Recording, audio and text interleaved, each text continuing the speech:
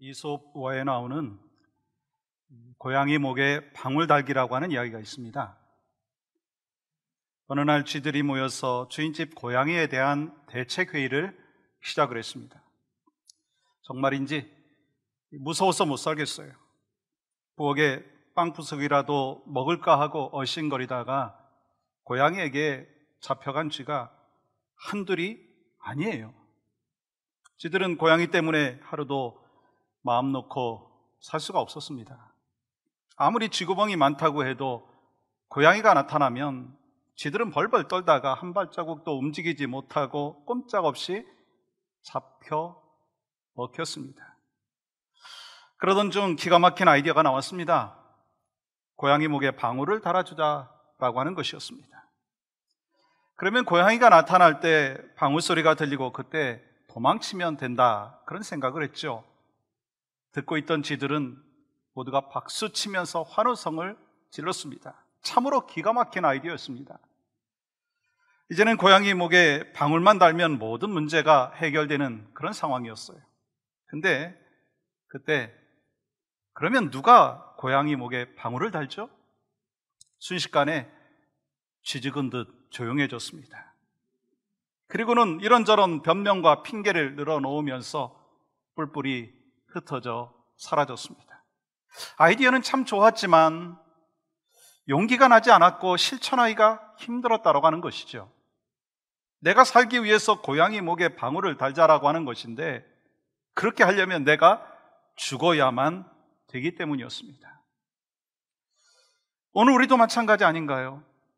크리스찬으로 살아가면서 십자가를 져야 한다는 거 잘 알고 있습니다. 그러나 이솝어에 나오는 그 쥐들처럼 십자가를 져야 될 때 변명과 핑계를 늘어놓으면서 소리 없이 사라집니다. 왜요? 우리는 십자가 없는 면류관, 고난 없는 영광을 원하기 때문인 것이죠. 우리 크리스찬들은 십자가 중심으로 신앙생활을 해야 된다는 것 너무나 잘 알고 있고요. 그러므로 십자가라고 하는 말이 우리 귀에 들릴 때, 십자가를 또 바라볼 때 은혜가 되고 위로가 되고 힘이 됩니다. 그러나 십자가를 지는 것이 고통이고 힘들기 때문에 피하려고 한다는 거예요. 크리스찬으로서 십자가를 지는 것이 옳다고 생각하지만 정작 십자가를 외면한다는 거예요. 이렇듯 우리는 늘 십자가 없는 쉽고 편한 길을 가려고 합니다. 그러나 예수님께서 뭐라고 말씀하셨어요? 누구든지 나를 따라오려거든 자기 십자가를 지고 나를 따를 것이다, 그렇게 말씀하지 않았습니까? 여러분, 십자가는 어떤 의미가 있습니까? 십자가를 매일 바라보고 십자가를 매일 묵상하고 심지어는 십자가 목걸이를 하고 다니면서도 십자가에 대해서 이해하지 못하고 십자가의 의미를 깨닫지 못하고, 아니 십자가와 상관없는 삶을 살고 있지 아니하냐라고 하는 것입니다. 오늘 본문에 등장하는 제자들도 예수님과 늘 함께 했고 예수님이 베푸시는 기적을 보았고 예수님의 특별한 사랑을 받았고 예수님 말씀을 수없이 들었지만 그들은 예수님의 십자가의 고난, 예수님이 말씀하시는 십자가의 의미를 깨닫지 못했습니다. 오늘 본문은 세 번째 예수님의 순환 예고를 하는 내용이죠. 오늘 본문 이전 32절에 보시면 예수님께서 예루살렘으로 올라가시고 33절에 보시면 대제사장들과 서기관들에게 넘겨지시고 그리고 이방인들에게 넘겨지시고 34절 보시면 죽으시고 3일 만에 살아나실 것이다 말씀하셨습니다. 예수님께서는 예루살렘에서 무엇이 기다리고 있는지 아시면서도 그 길을 가셨던 거예요. 그리고 예수님께서는 십자가의 길을 주저하지 아니하고 그 길을 걸어가시면서 제자들에게 말씀하신 것입니다. 그런데 여러분, 제자들의 반응은 어떤가요? 오늘 본문 35절부터 37절까지의 말씀 보면 예수님과 제자들 사이에 어떤 일이 있었는지에 대해서 자세히 기록되어 있습니다. 세베대의 아들 야고보와 요한이 주께 나와 여짜오되 선생님이여 무엇이든지 우리가 구하는 바를 우리에게 하여 주시기를 원하옵나이다. 이르시되 너에게 무엇을 하여 주기를 원하느냐? 여짜오되 주의 영광 중에 우리를 하나는 주의 우편에 하나는 좌편에 앉게 하여 주옵소서. 예수님의 제자들인 야고보와 요한은 예수님께서 새로운 나라를 건설하시면 우리들에게 한 자리를 허락해 달라고 요청을 하고 있습니다. 근데 여러분 41절 말씀 보시면 열 제자가 듣고 야고보와 요한에 대하여 화를 내거늘 이라고 기록되어 있어요. 여러분, 다른 열 제자들이 어떤 반응을 보였어요? 그들이 심히 화를 냈다는 거예요. 왜요? 그들도 똑같은 생각을 하고 있었다는 거예요.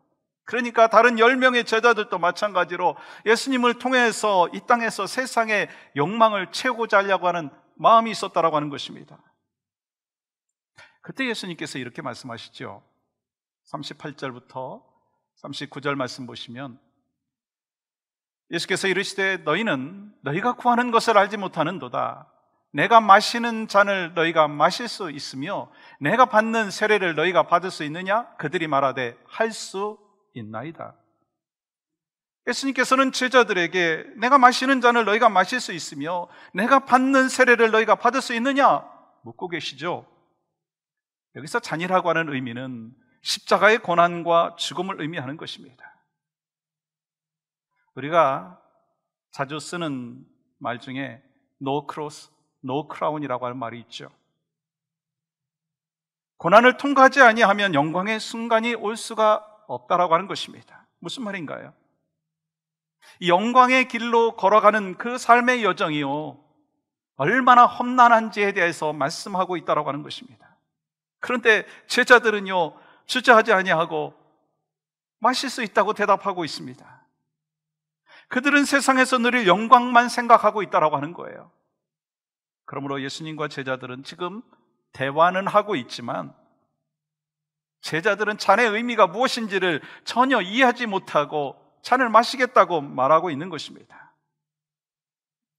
예수님께서는 마가복음 14장 36절에서 이렇게 말씀하십니다. 이 잔을 내게서 옮기시옵소서. 그러나 나의 원대로 마옵시고 아버지의 원대로 하옵소서 하시고, 아버지께서 내게 잔을 마시라고 하시는데 저 두렵습니다. 왜냐하면 이 잔은 십자가의 죽음이기 때문입니다. 그러나 아버지께서 내게 이 잔을 마시라고 하셨기 때문에 제가 마시겠습니다 라고 하는 거예요. 그러므로 오늘 본문에서 예수님께서는 제자들에게 잔의 의미가 무엇인지를 먼저 말씀하신 것입니다. 예수님께서 잔을 마시라고 하실 때 잔은 십자가의 고난과 죽음을 의미하는 것이었습니다. 근데 여러분, 무식하면 용감하다 가죠. 제자들은 전혀 알지 못하면서 자기의 미래가 보장되기만 바라면서 예수님께서 잔을 마시는 거, 나 그거 마시는 거 전혀 문제가 되지 않습니다. 마시겠습니다 라고 얘기하는 거예요. 오늘 종려주일입니다. 종려주일이 어떤 의미가 있는 거 잘 아시죠? 예수님께서 낙이 타시고 예루살렘에 입성하신 날입니다. 그때 무리들은 종려나무 가지를 꺾어서 흔들면서 왕을 맞이하듯이 호산나 찬송하리로다 하면서 예수님 맞이했어요. 예수님께서는 십자가 지시고 죽으시기 위해서 예루살렘에 입성하셨는데 무리들은 예수님께서 드디어 우리의 왕으로 오셨고 이제 로마에서 해방되는 날이 찾아왔구나 라고 환호성을 치고 있습니다. 지금 무리들은 예수님께서 십자가 지시기 위해서 예루살렘에 입성하신 것을 몰랐다는 거예요. 너무나 안타깝지 않습니까? 근데 문제는 오늘날 크리스찬들 중에서도 십자가에 대해서 제대로 이해하지 못하고 오해하기 때문에 예수님과 상관없는 삶을 살고 있다라고 하는 것입니다. 예수님께서 마시려고 하는 잔의 의미인 십자가를 져야만 하는데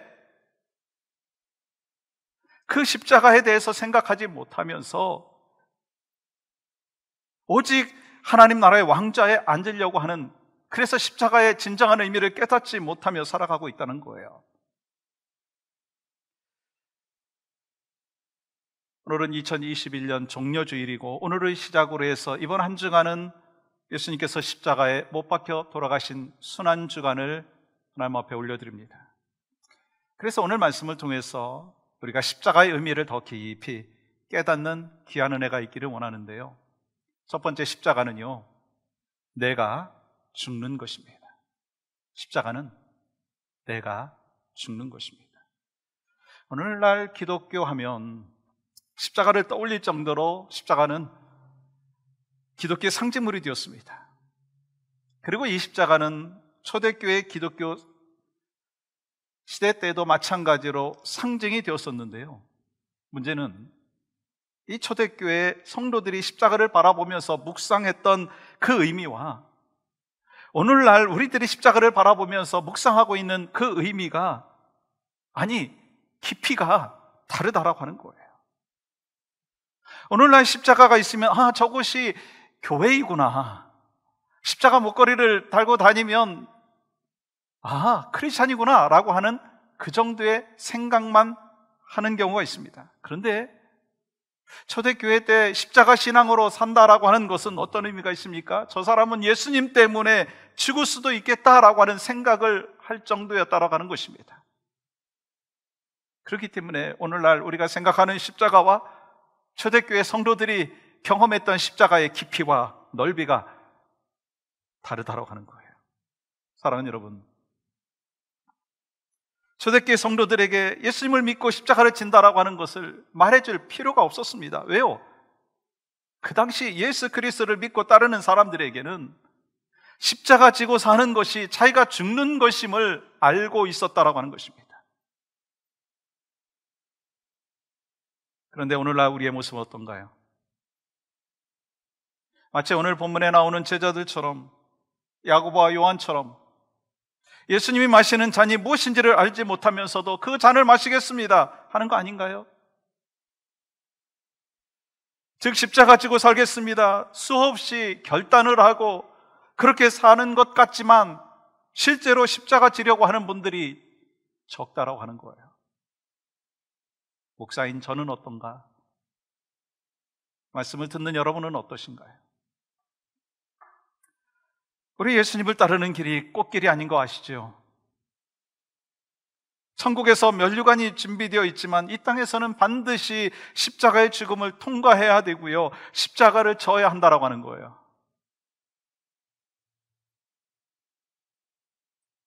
교회에서 직분을 받는다라고 하는 것도 십자가를 져야 한다라고 하는 의미가 있는 것 여러분 아신가요? 장로님이 되신다라고 하는 것도 십자가를 져야 된다라고 하는 의미가 있는 것 아시나요? 주의 종의 길을 걸어가는 사람에게 있어서 당연히 십자가를 져야 된다라고 하는 것 알아야 되지 않겠습니까?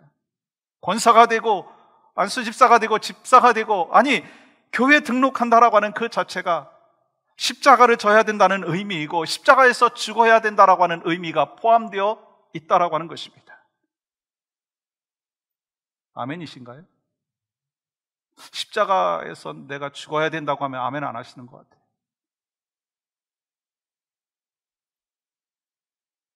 그러므로 예수님께서 39절 40절에서 야고보와 요한을 향하여 이렇게 예언하시죠. 너희는 내가 마시는 잔을 마시며, 야고보와 요한은요 깨닫지 못하고 알지 못했기 때문에 우리가 이 잔을 마시겠습니다 당돌하게 말했지만, 예수님께서는 그 말을 들으시고 이렇게 말씀하시는 거예요. 너희는 내가 마시는 잔을 마실 것이다. 근데 결국 어떻게 되었어요? 예수님께서 말씀하신 대로 이루어졌습니다. 예수님께서 야고보와 요한이 잔을 마신다, 십자가를 진다 말씀하셨는데, 정말로 야고보는 예수님의 제자들 중에서 제일 먼저 순교자가 되었습니다. 그리고 야고보의 동생 사도 요한도 밤모섬에 유배되어서 요한계시록을 집필하고 94세에 이르기로 죽게 됐죠. 결국 사도 요한도 순교자가 된 거예요. 예수님의 말씀대로 십자가를 지게 된 것입니다. 그러므로 십자가는 자기를 부인하는 거예요. 십자가를 진다라고 하는 것은 자기를 부인하는 것입니다. 그리고 자기를 부인한다라고 하는 것은 당연히 대접받아 마땅할 때에도 자신의 권리를 주장하지 않는다라고 하는 것입니다. 그렇기 때문에 예수님 말씀대로 진정한 그리스도의 제자가 되고 나니까 자기를 부인하잖아요. 자기 십자가를 지고 걸어가는 사도들의 모습을 볼 수가 있습니다. 그렇습니다. 평상시에는 누가 제자인지 누가 자기를 부인하는지 잘 몰라요. 그러나 문제가 생기면, 의견 충돌이 생기면, 고난이 닥치면 누가 자기를 부인하는 사람인지, 누가 십자가 지는 사람인지 분명하게 된다는 거예요. 예를 들어서 교인들끼리 사역을 하다가 의견 충돌이 일어날 수 있잖아요. 다툼까지 생길 수도 있습니다. 그때 이 성령을 쫓아가는 사람은요, 자기를 부인하고 십자가를 지게 된다라고 하는 거예요. 그러나 육신을 쫓아가는 사람은요, 계속해서 자기 주장만 한다는 거예요. 그러므로 우리 모두는 예수님의 십자가의 길을 따르기 위해서 내가 죽는 은혜가 있기를 주님의 이름으로 간절히 축복합니다. 두 번째는요, 십자가는요, 억지로라도 져야 한다는 거예요. 우린 살아가면서 억지로 해야 될 일들이 많더라고요. 어린아이가 걷기 위해서는요, 억지로라도 발자국을 띄어야 합니다. 넘어지더라도 발자국을 띄어야지 걸을 수가 있더라고요. 학생은 억지로라도 공부를 해야 합니다. 환자는 건강을 회복하기 위해서 밥맛이 없어도요, 억지로라도 먹어야 합니다. 팔다리 근육이 약해지신 분들 계시죠? 억지로라도 운동을 하셔야 합니다. 만약에 힘들다고 운동하는 것을 포기한다면 그분은 평생 동안 걷지 못할 수도 있다는 것이죠. 신앙생활을 하면서도 억지로 해야 될 때가 있더라고요. 섬기고 봉사하고 기도하고 예배하는 것도 때로 억지로 해야 될 때가 있더라고요. 그리고 우리 모두는요, 신앙의 연륜과 교회 직분과 상관없이 억지로라도 하나님의 때에 십자가를 져야 한다는 거예요. 그런데 오늘 본문에 보시면 예수님의 제자들은 아직 십자가 지지 않았어요. 그러나 예수님께서 십자가 지시고 죽으시고 부활하신 후에 예수님의 제자들은요, 모두 다 주님이 남겨주신 고난과 영광의 십자가를 몸에 짊어졌지 않습니까? 마찬가지예요. 우리도 예수님의 십자가를 지고 살다가 언젠가 주님이 부르시면 할렐루야 하고 주님 앞에 가는 거예요. 왜요? 예수님께서 이렇게 말씀하지 않았습니까? 마가복음 8장 34절 보십시오. 함께 읽을까요? 시작. 무리와 제자들을 불러 이르시되 누구든지 나를 따라오려거든 자기를 부인하고 자기 십자가를 지고 나를 따를 것이니라. 아멘. 복음서에 보시면 억지로 십자가를 졌지만 그로 인해서 인생의 최대의 복을 누린 사람이 있죠. 누군가요? 구레네 시몬이죠. 그는 시골 구레네에서 살다가 어느 날 예루살렘에 왔어요. 그런데 그는 처참한 광경을 지켜보게 되었습니다. 예수님이라는 분이 몸이 거의 찢겨진 채 가시 면류관을 쓰시고 십자가를 지고 가시는 그 모습을 지켜보게 되었습니다. 그런데 그 사람이 자기 앞에 지나가다가 십자가의 그 무게를 견디지 못하고 이기지 못한 채 쓰러졌습니다. 그러자 로마 군병이 구레네 시몬을 붙들어서 억지로 십자가를 지게 했죠. 그런데 시몬이 십자가를 지고 예수님과 같이 가는 동안 그의 새 옷은 피로 물들었습니다. 그래서 그는 아마 이렇게 생각할 수도 있었을 거예요. 참 오늘 불행한 날이었다. 그러나 그는 골짜기 언덕까지, 골고다 언덕까지 예수님과 같이 갔고 가장 가까운 곳에서 예수님이 십자가에 피를 흘려 죽어가시는 그 모습을 보았다라고 하는 거예요. 그는 억지로 십자가를 지고 감으로써 예수님이 사랑하는 사람들을 만날 수 있었고 예수님의 그 고난을 가까이에서 지켜볼 수 있었다라고 하는 것입니다. 그리고 예수님이 자신의 죄를 짊어지시고 십자가에 못 박히신 것을 알게 되었고 믿게 되었어요. 그는 이렇게 생각했습니다. 자기가 예수님의 십자가를 억지로 짊어지고 가는 것이다. 그런데 예수님께서 자기 대신 십자가를 지시고 자기가 받아야 될 고난을 대신 받는 것을 깨달으면서 십자가의 의미를 깨닫게 되었다는 거예요. 구레네 시몬은 그 일로 인해서 자신과 그의 가족에게 하나님의 복이 넘쳤습니다. 믿음의 가정이 되었습니다. 온 가족이 예수님을 믿고 하나님께 귀하게 쓰임 받는 이 경건한 믿음의 가문이 되었다는 거예요. 여러분, 우리가 주의 몸된 교회를 위해서 주님께서 맡겨주신 그 사명들을 감당하면서 기쁨과 감사함으로 십자가를 지는 것 참 축복입니다. 당연히 그렇게 해야 되겠죠. 만약에 그렇지 못한다 할지라도 억지로라도 져야 된다는 거예요. 왜요? 예수님 따르는 성도들은 억지로라도 그 십자가를 질 때 하나님의 복이 그들에게 있기 때문인 거예요. 베드로전서 2장 21절에서 이렇게 말씀하십니다. 이를 위하여 너희가 부르심을 받았으니 그리스도도 너희를 위하여 고난을 받으사 너희에게 본을 끼쳐 그 자취를 따라오게 하려 하셨느니라. 우리가 예수님의 제자로서 예수님이 지신 십자가를 지고 가야 할 줄 믿습니다. 신앙생활은 자원하는 마음으로 기쁨으로 해야 합니다. 은혜가 넘치고 성령 충만한 가운데 하나님의 일을 감당해야 합니다. 그러나 자원하는 마음으로 하지 못한다 할지라도 억지로라도 해야 된다는 거예요. 그때 하나님의 복을 받은 이 구레네 시몬을 보십시오. 여러분, 우리가 식사를 매일같이 하잖아요. 근데 밥 먹을 때마다 항상 밥맛이 있나요? 물론 그런 분도 계시죠. 근데 때로 입맛이 없어도 건강을 유지하기 위해서 우리가 먹어야 되지 않습니까? 만약에 입맛이 없다고 며칠씩 굶어 보십시오. 건강이 있습니다. 신앙생활도 마찬가지 아닌가요? 예배를 드리는 거 한두 번 빠지다가 보면은요, 영적인 건강을 잃게 된다는 거예요.